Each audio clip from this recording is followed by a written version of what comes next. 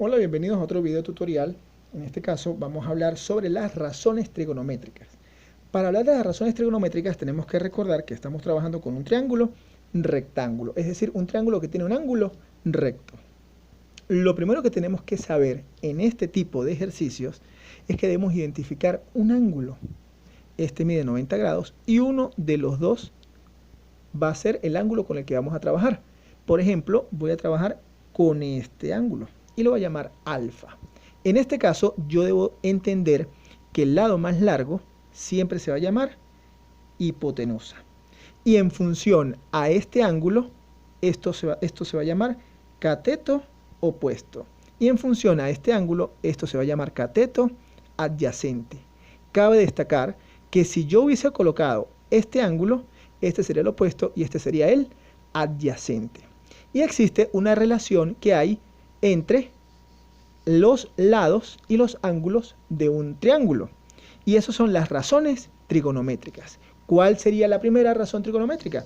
La primera sería el seno del ángulo. ¿Qué podemos decir del seno del ángulo? Que el seno del ángulo, alfa, en este caso, siempre va a ser igual al cateto opuesto sobre la hipotenusa.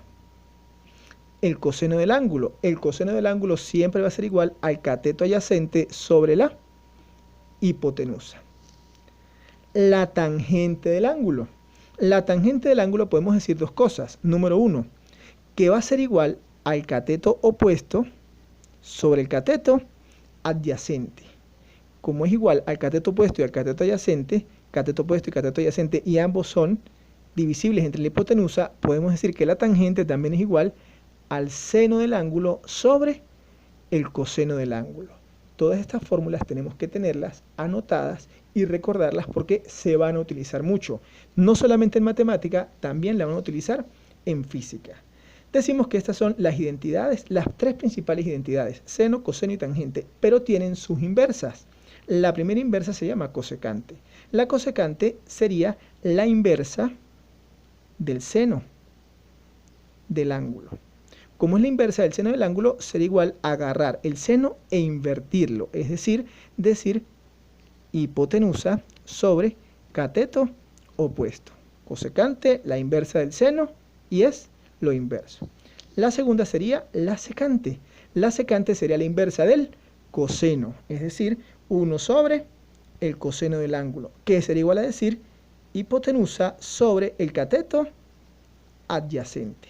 Y la última será la inversa de la tangente, que se llama cotangente. Entonces la cotangente sería igual a decir que cateto adyacente sobre cateto opuesto. O también sería igual a decir coseno del ángulo sobre seno del ángulo, ya que es la inversa de la tangente. Bueno, esta es la primera parte que vamos a trabajar. Identificar o saber cuáles son las razones trigonométricas.